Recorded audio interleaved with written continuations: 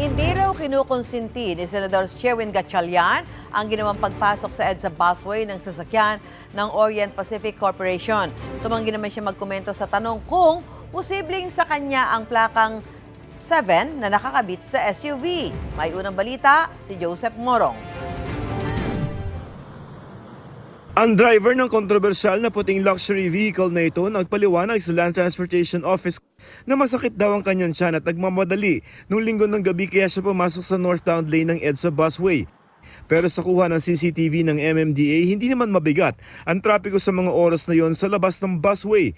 Pinatawa na ng 9,000 pisong multa ang driver. Sabi ni Transportation Secretary Jaime Bautista, iniimbestigahan nila ang insidente para alamin kung may dagdag pang pananagutan. Gamit ng SUV ang Protocol Plate 7 na pang-senador.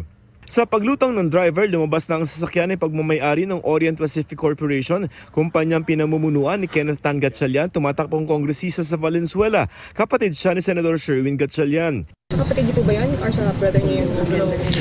Andun na sa LTO yung mga documents no? So iwan na lang natin sa LTO.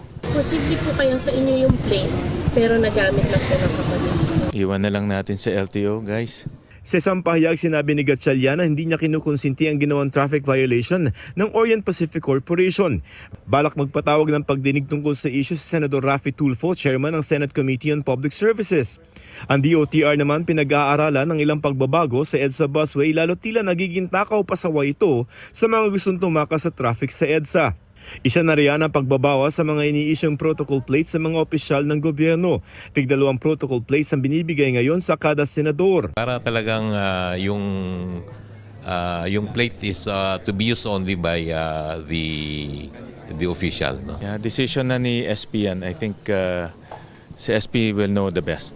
Pinag-iisipan rin ng Department of Transportation na baligtarin ang daloy ng EDSA bus carousel. Halimbawa, sa halip na kasabay yung EDSA bus carousel na mga pa-northbound na sasakyan, gagawin itong salungat o patimog. Ito raw ay para maging iwas pasaway ang carousel.